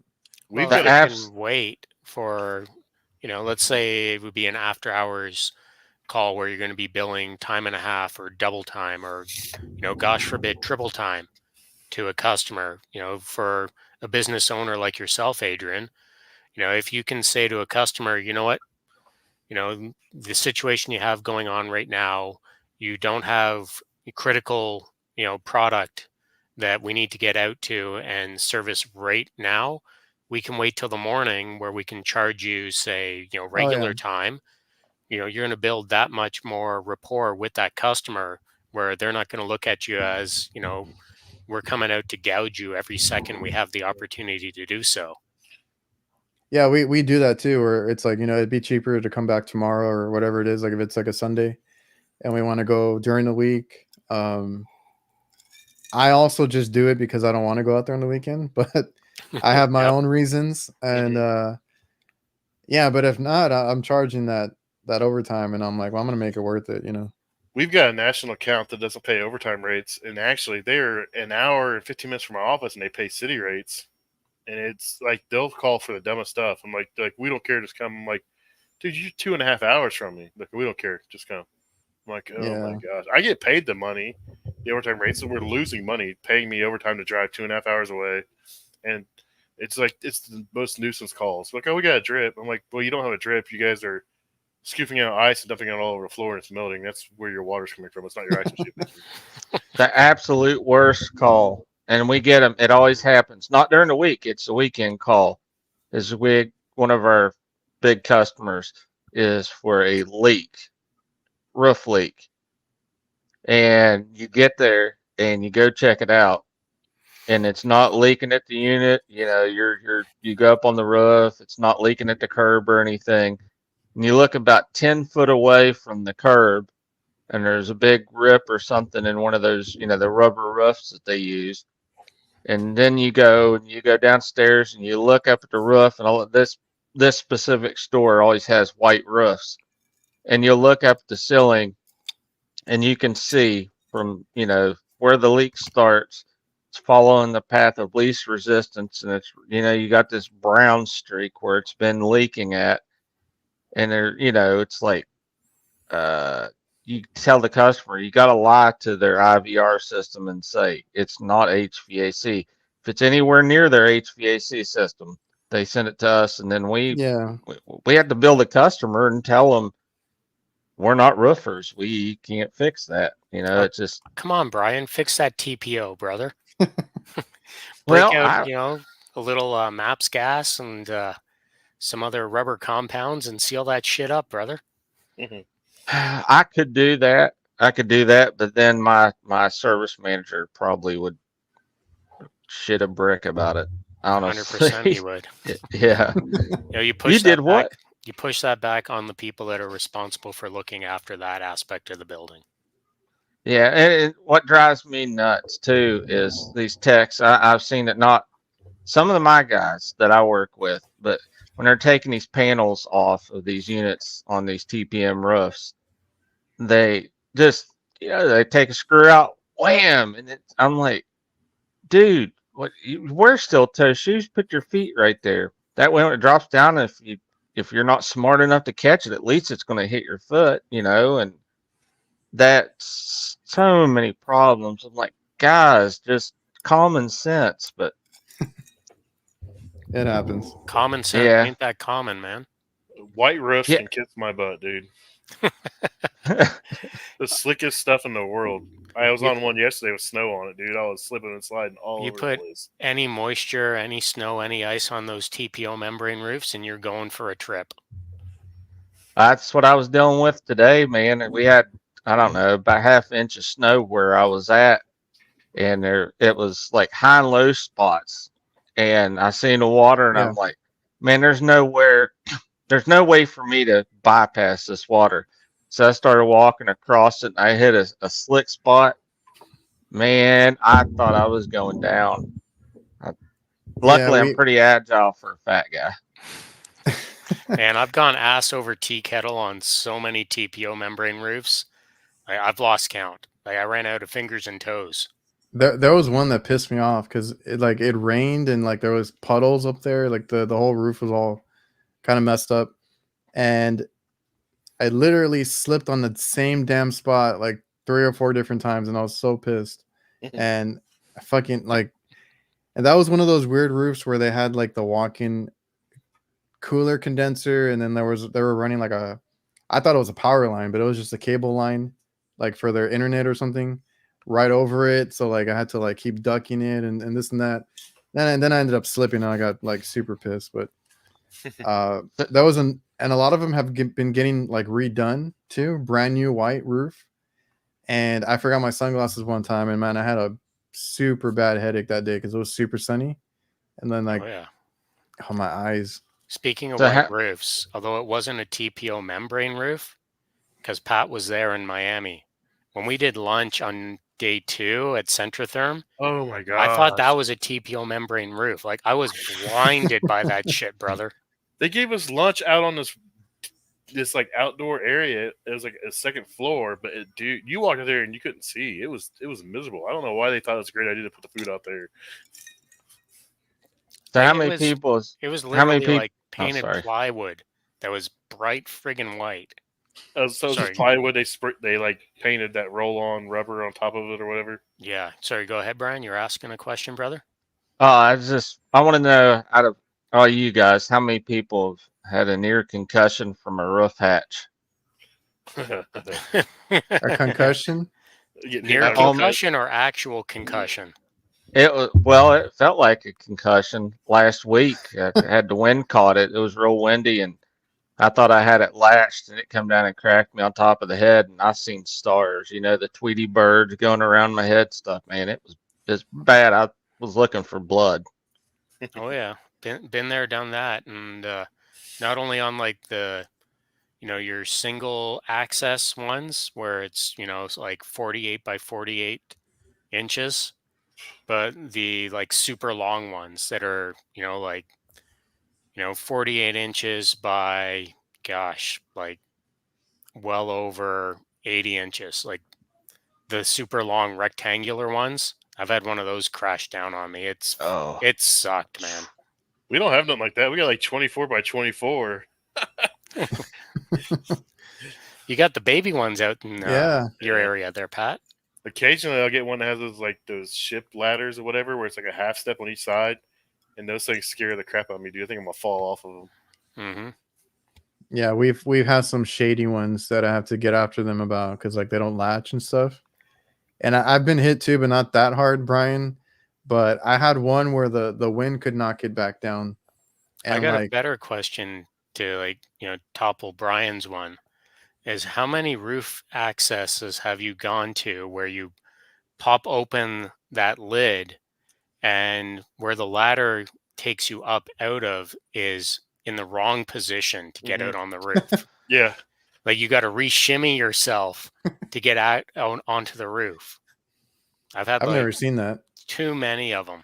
I've got a store that has like a 4-foot gap between the top of the ladder and like where you got to go over. I'm like, who thought this was a good idea? No, I had one that the wind knocked over, and my hands were still there because I was about to get up, Oh man. I got lucky. It didn't close properly. Didn't Like there latch. was a gap or something. And I was looking at my fucking fingers the whole time. Like I was like worried that I lost some, but that scared the crap out of me.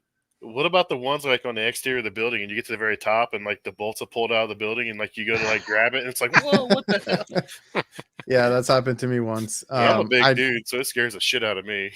I do tell people because like the ladders that are bolted inside, even going up, I Don't trust. now I Them. always check them because they're rusted out coming out of the wall and stuff. So a lot of them are broken at the bottom, like the bolts are broken off. So I was like, you got to be careful with some of these, or even like the rungs themselves are eaten up by rust, and there's been a few that have broken, and they don't The rebar they don't rungs. replace them. Yeah, I've had a bunch of ladders, like like what Pat was saying, where they're not secured properly. So ideally, I want to see that they have rebar or like threaded rod through the block into the building, and you can see the nuts and bolts on both sides. But Oh, a lot of times you just see like hollow drop-in anchors into you know brick or Mortar. hollow core brick, like 4x8 bricks that are hollow, and those hollow drop-in anchors, they ain't gonna hold shit. They ain't gonna hold a 225-pound gorilla up there, let alone anybody bigger than what I am. yeah, you got to give the ladder a good shake before you get on there. Absolutely. I hate those straight up and down ladders like the ones that are mounted vertical on the walls, and the last 6-7 feet or so have a cage around them. And I've got, I'll have my pack on my back, and I'm like looking at it, and I'm like, yeah, I think I can make it. And you get about 2 foot into that caged area, and you start catching your bag on it, and you're like, I don't know, man. You got to be part contortionist. You got your bag, and then you also, not only do you have your backpack on, you've got like, your side bag on, like whether it's like a TPXL or a TP double XL. Good luck fitting up one of those things. It is one of the most awkward climbs. Been there way too many a time. Yeah, that's one of the reasons. That's one of the reasons I went with the MB5B, and I want that, dude. That's my bag. I've been eyeballing. I'm waiting for the spring promo before I buy it. So I wait till March, but I want the MB5B. I was gonna buy one for my son. He lost his tools that got stolen. He hasn't figured out what happened yet. Last Friday, like he went to his job Monday and he opened his door and his tools weren't there. So like he just went and spent like $1,500 buying all new tools and. Yeah. So, but I was like, oh, get this one. And he ended up just buying the Milwaukee Packout backpack, and he likes it. But I want the MB5B. As soon as I get that spring promo, I'm buying one. It's nice. I love it. I loved my TPXXL because of the meter. Yeah, because of the meter pouches on the side, and MB5B it's like a tech pack and the TPXXL all in one. Like I told Adrian, the only complaint I have with it is the shoulder straps. They're not the most comfortable, but they're removable. So hopefully, Adrian with his pull with Vito can talk him into like doing a new updated set of shoulder straps that are a little bit more padded. I think that would work out good. Yeah, I was gonna say they probably would do like just extra padding because the shoulder straps, they've been upping the padding and stuff like that, and they're working on some of that as far as the shoulder straps. So hopefully they bring that to the backpack straps because it's really cool that you can remove them. So hopefully you can just update them later on. Yeah. So I got a weird question. Sorry to cut you off, Pat, but before I forget, I'll be remiss if I don't ask this of you, Pat. But what do you got going on your door? It looks like Arts and Crafts Central there, brother. So I'm in my wife's room. I'm not even in my office. My studio's upstairs. So I'm in my wife's room. I was down there hanging out with her, and I seen him come on, so I jumped on. But that's all vinyl. So she's got like one of those Cricut things where you cut vinyl stickers, and that's all her vinyl. It's like it's just rolls of vinyl stuck in there. Beautiful. So when I need my next sticker order, Well, can all go on that. She can't print stickers. So if it's a solid one color thing, she can do. But yeah, We got to get her on that, whole sticker manufacturing for all of us there. well, she's playing with 3D printer now, so we'll see what happens next. Uh-oh, look out. Yeah, that's what we were talking about earlier, the 3D printer. I've been interested in that too, because I don't know, you can find anything online and just print it basically.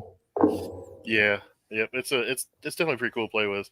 This one's a lot nicer than the last one, so she's actually enjoying it. So, last one was a pain in the butt, and this one pretty much pulled it out of the box, and she's printed like 6 things so far. Those things are cool. But I had the Tech Pack Wheeler, the first one, and I never even used the backpack straps. And I wanted to take them off. I was like, can I cut these off or will it avoid the warranty? Like, no, it'll avoid the warranty. I'm Yeah. like, I don't use it, so it's sitting out there. And now I use the XL Wheeler, but that thing, I mean, it weighs like 100 pounds. That's what I'm worried about, because I have the Tech Pack Wheeler now, Mm-hmm. and I really like it. And I was like, well, is there like another one that like I could get for my dad, basically? Because like he doesn't want the shoulder straps or the backpack straps or anything, but they're all bigger, and that's what I'm worried about.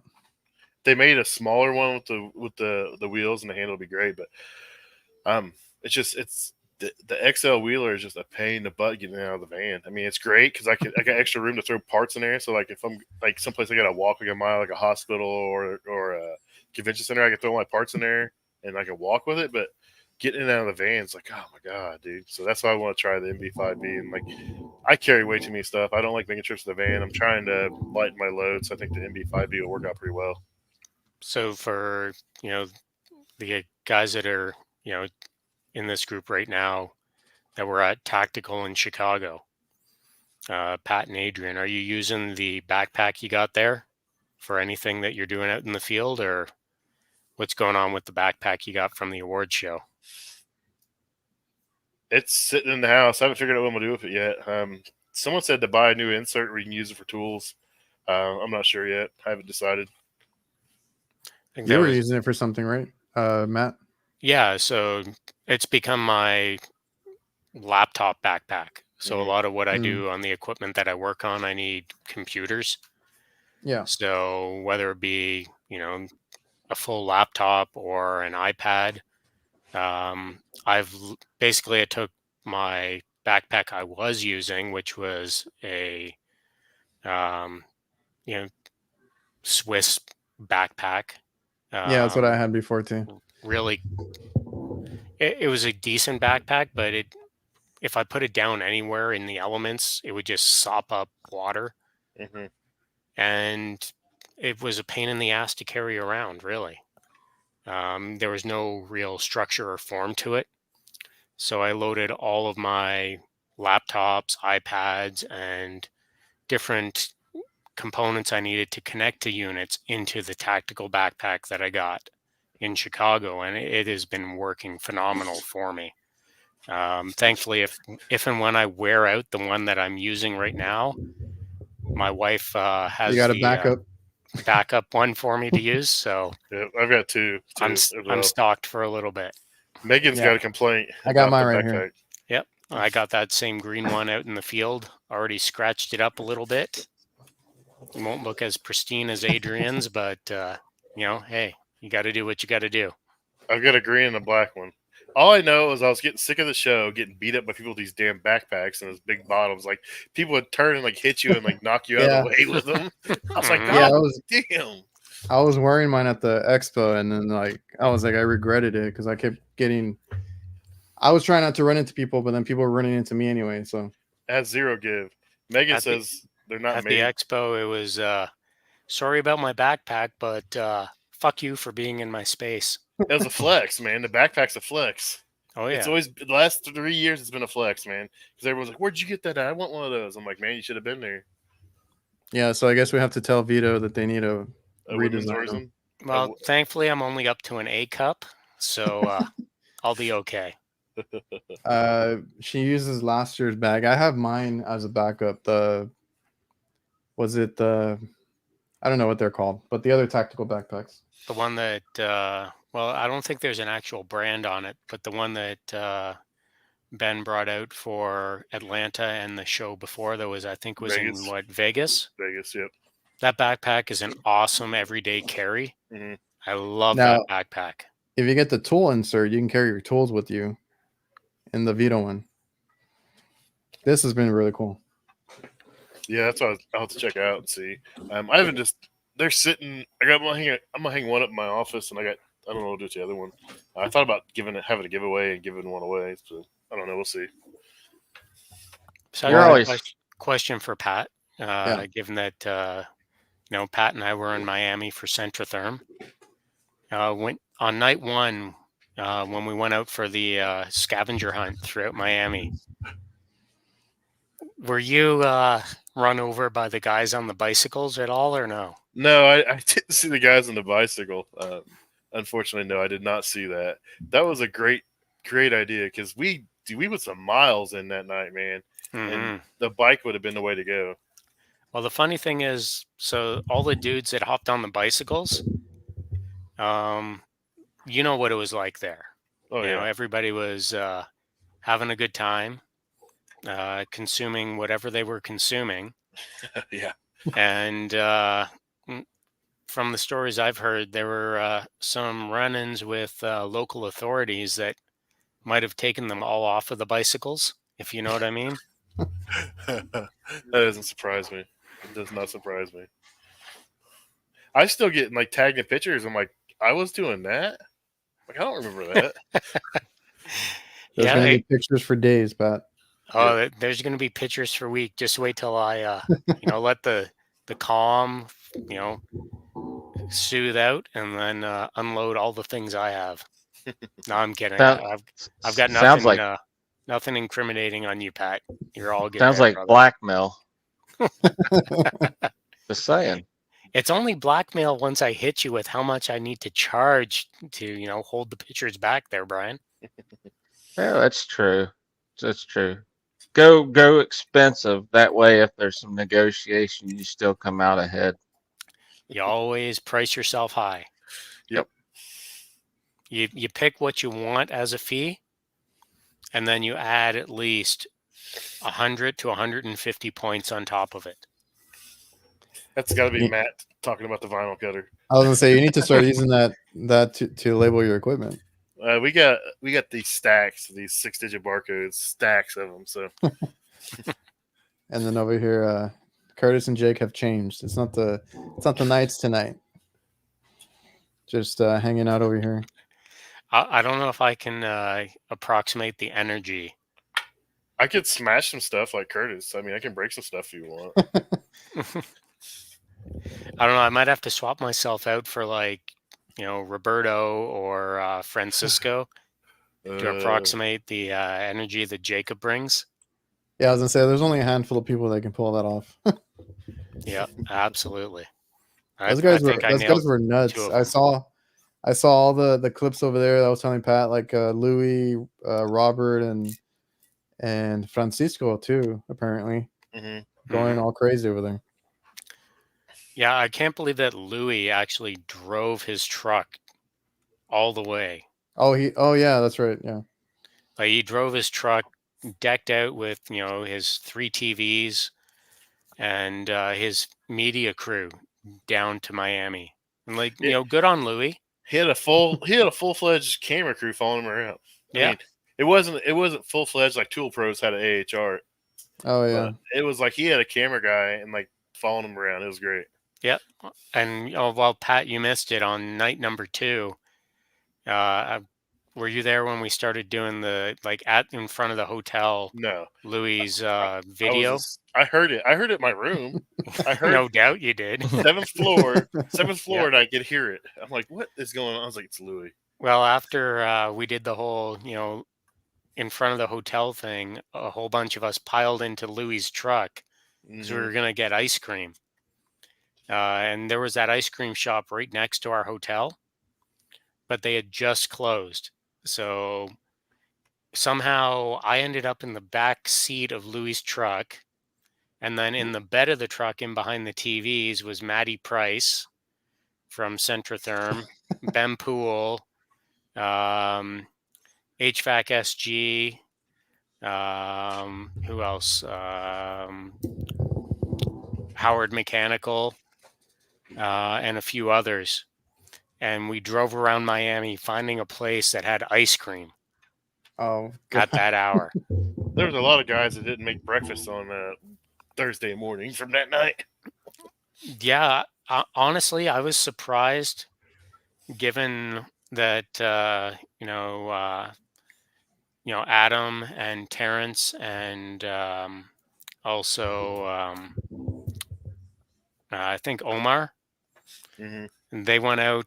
They went out hard on night number 2, Boy, and only one of them was out at breakfast. Terrence is a good time, man. If you get out with Terrence, he was calling me the first night, and I was already in bed, and like I had like 3 missed calls. And it was Terrence. I'm like, oh, I'm glad I missed that because I would have been in trouble if I got out with those guys. I think Terrence is the man. my wife probably would not appreciate where I would have ended up if I would have done anything. If you're Yeah. ending out with Terrence, you're ending up with a good time. Oh yeah, just my wife might not agree.